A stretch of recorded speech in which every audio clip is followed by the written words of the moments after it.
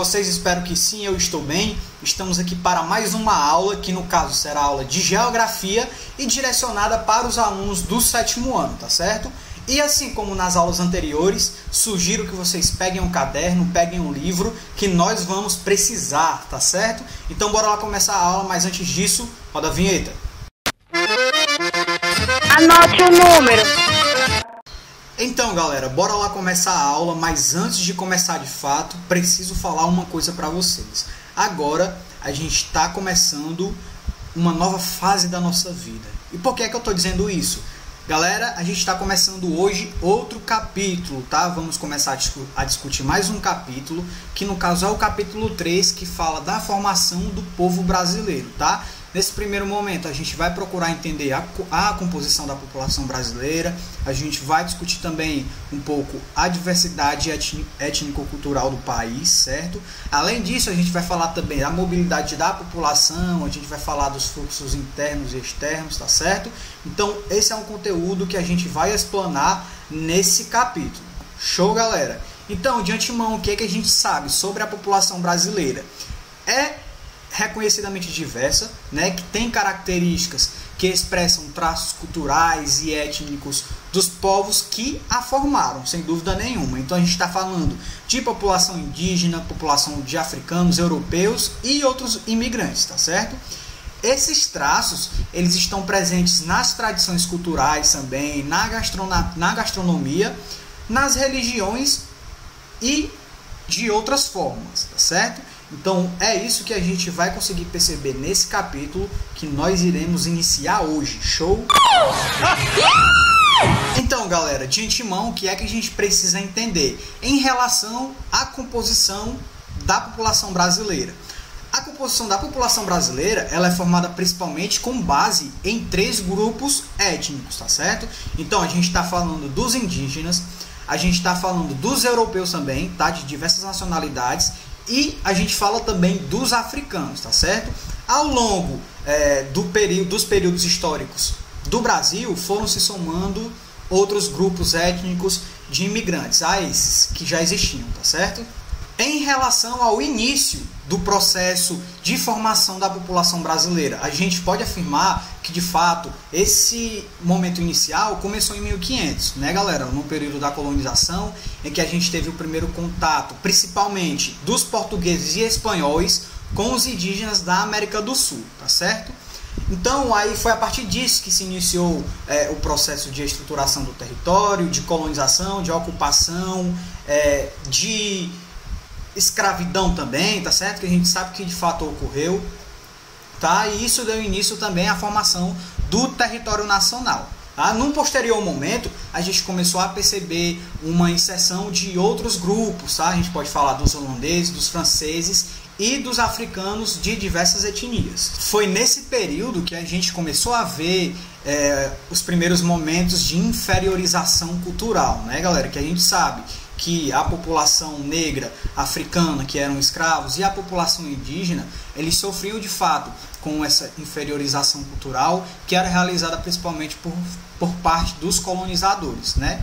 Então, a cultura indígena e a cultura africana eram duramente suprimidas, tá? E a cultura colonizadora, principalmente dos europeus, era tida como a cultura que se precisava ser levada em consideração, era a cultura modelo, né? Era isso que a gente observava naquele período que se iniciou, né? O que a gente conseguiu perceber também após a independência do Brasil foi uma gradual substituição da mão de obra escravizada pela mão de obra de fato assalariada, não é isso? E isso contribuiu sim para uma intensificação nos fluxos para o Brasil, tá certo? Então a gente começou a perceber também políticas públicas para a intensificação da migração, que pessoas viessem para o Brasil. Então a gente pôde perceber árabe, japonês, italiano também, tá? Pessoas de diversas nacionalidades. Então a gente pode perceber a partir dessa análise que a composição da população brasileira pode ser considerada como multicultural, né? Se a gente for parar para pesquisar em relação às nossas famílias, a gente pode ter uma noção e a gente pode encontrar, inclusive, uma composição diversa, né? Uma composição étnica diversa na nossa família. O quê? Não acredito. Agora, galera, para praticar, eu sugiro que a gente resolva a página 486, mais especificamente essa primeira questão aí, ó. Bora lá, primeira questão da página 486. Identifique em qual período histórico brasileiro a imigração estrangeira passou a ser incentivada e de que continente vieram os principais grupos. Então, galera, a gente consegue perceber que foi no período imperial, mais intensamente depois de 1850, que os principais grupos étnicos vieram para o Brasil, né? Que a migração ela começou a ser intensificada. Os principais grupos vieram principalmente da Europa, não é isso? Então, galera, a partir disso, eu acredito que seja interessante a gente discutir essas principais etnias que estiveram presentes na estruturação da população brasileira, tá certo? Então a gente vai começar estudando os indígenas, discutindo algumas coisas sobre os indígenas, tá certo? E eu vou deixar uma tabela aí na tela de vocês para que vocês entendam com mais facilidade, que fique mais fácil para entender, tá certo? Então bora lá, ó. A palavra indígena vem do latim e significa natural do lugar em que vive, tá certo? A partir da análise dessa tabela, o que é que a gente consegue perceber? Que em 1500 existiam 1 milhão de indígenas no interior do território, tá certo? Que hoje é considerado o território brasileiro, não é isso? No litoral existiam 2 milhões, certo? Então o que é que a gente conseguiu observar? Que haviam comunidades com costumes em línguas diferentes, que era resultado principalmente de culturas ricas e bastante diversas, tá certo? Então, afirmar que haja uma cultura indígena no singular é, de certa forma, reduzir toda essa diversidade de povos e de suas práticas culturais, tá certo? Então a gente precisa tomar cuidado com isso, tá? No censo de 2010, por exemplo, foram registrados 274 línguas indígenas no território brasileiro. Então é muita coisa, galera. Isso indica que as culturas permanecem vivas, né? Dado, claro, os seus problemas, mas ainda continuam resistindo, tá certo? Diversos fatores, gente, contribuíram sem dúvida nenhuma para uma expressiva diminuição da população, tá certo? Ao longo dos séculos, de ocupação das terras dessa população, né, por parte dos colonizadores, principalmente num primeiro momento, tá? Então, ó, dentre esses fatores, quais são os que a gente pode citar? O processo de colonização, tá, que foi marcado pela imposição dos hábitos e costumes dos europeus, e isso produziu mudanças muito grandes na estrutura da sociedade dos povos originários das Américas, tá? Em que muitas vezes tinham uso de violência como estratégia e de dominação, certo? Isso por parte dos colonizadores, certo?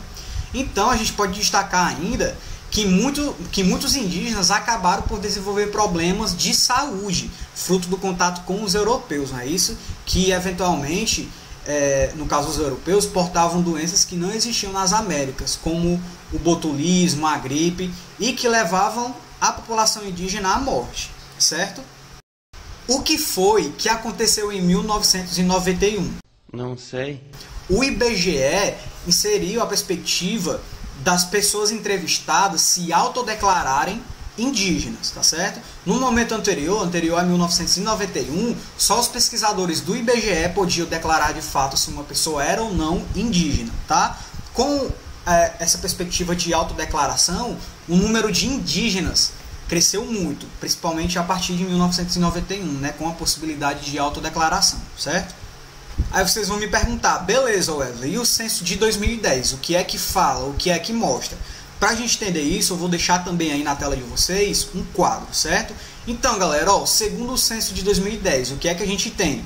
A maior parte dos indígenas, que pertence a inúmeras etnias diferentes, a gente precisa destacar isso, vive no espaço rural, certo? Enquanto uma parcela menor vai viver no espaço urbano, tá? O que é válido destacar também, gente, é que a população indígena que reside no espaço rural, ela está assentada principalmente em terras indígenas, tradicionalmente ocupadas, tá certo? Beleza, mas o que seriam essas terras tradicionalmente ocupadas? São terras que sempre permaneceram ao poder dos povos indígenas, tá certo? em onde muitas tribos estão há milênios, há muitos anos, tá? Além disso, esses indígenas também estão presentes em reservas, tá? Que no caso são terras doadas, compradas ou fruto de desapropriação, para que o direito dos indígenas de posse sobre a terra seja garantido, tá certo? Além disso, os indígenas também estão em terras dominiais. Beleza, Wesley, o que é terra dominial? Galera, são propriedades das comunidades indígenas de fato, tá?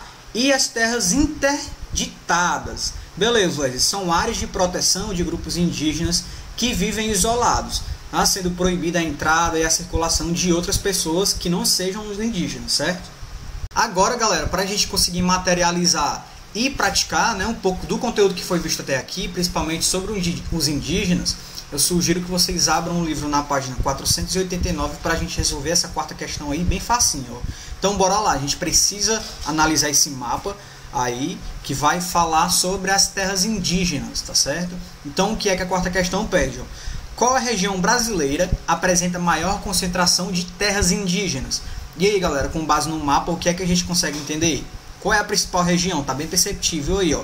Áreas de terras regularizadas. Essa parte em vermelho aí no mapa. Onde é que a gente consegue perceber? Lógico que é na região norte, né, gente? Então é a região norte que vai apresentar a maior concentração de terras indígenas, certo? Agora, galera, é o momento da gente entender um pouco da contribuição dos imigrantes para a formação da população brasileira, tá certo? De antemão, o que é que a gente consegue perceber?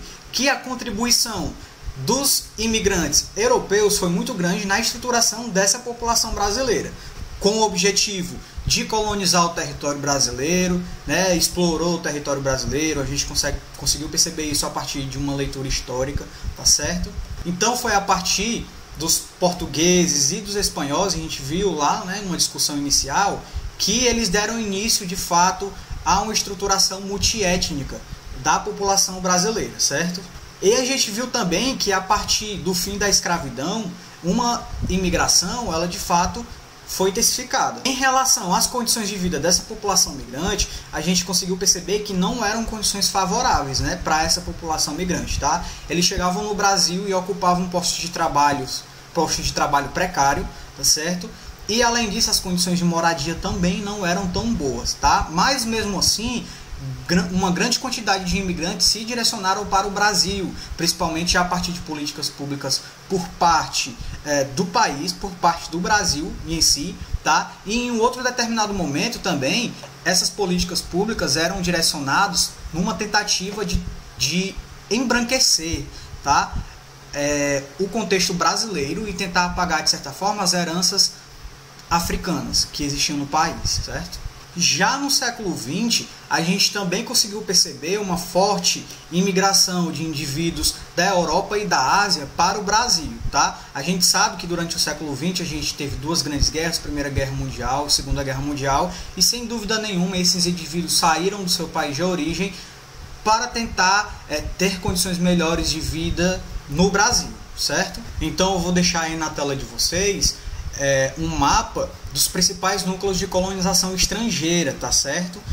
Os imigrantes, galera, principalmente a partir do século XX, eles se estabeleceram em diferentes regiões do Brasil, tá certo? Como nos estados de São Paulo, Rio de Janeiro, no Paraná, Santa Catarina e Rio Grande do Sul, onde formaram colônias agrícolas, tá? Que contribuíram para o desenvolvimento econômico desses locais, tá certo? E além disso, influenciaram também a culinária, o vocabulário e os diversos hábitos dessas regiões. Enriqueceram, inclusive, mais a cultura brasileira, tá certo? Então a gente percebe uma interação cultural entre os brasileiros também e essa população imigrante. Tá? E para finalizar essa nossa discussão, nessa nossa primeira aula do capítulo 3, né, a gente precisa discutir também a população africana que veio para o Brasil. Não é? A gente sabe que eles, num primeiro momento, vieram em condições de escravos. Não é isso? Lá no período da colonização, os portugueses principalmente retiraram uma grande quantidade de africanos lá da África, trouxeram para o Brasil para realizar diversas atividades da agricultura principalmente, tá certo? Então, a gente sabe que eles vieram em péssimas condições de vida, muitos morreram nos navios negreiros. Ao chegarem aqui no Brasil, sofreram muito com a escravidão, lógico, são condições desumanas de vida, então eles chegaram, né, nesse primeiro momento aqui no Brasil como indivíduos escravizados, tá certo? E essa escravidão, sem dúvida nenhuma, é reflexo de uma sociedade que perdura até hoje, certo? Então é isso, galera, a gente encerra a nossa aula por aqui, eu espero que vocês tenham entendido. Caso surja alguma dúvida, vocês podem entrar em contato comigo pelas redes sociais ou falem no WhatsApp da escola, que a escola repassa a dúvida para mim. E agora a gente tem a possibilidade de tirar as dúvidas pelo Google Meet, né? Pela nossa live, a nossa aula online, tá certo? Então, se surgir dúvida, anotem que a gente pode tirar na nossa conversa, tá? No nosso momento online. Então é isso, galera, continue estudando e até mais, valeu!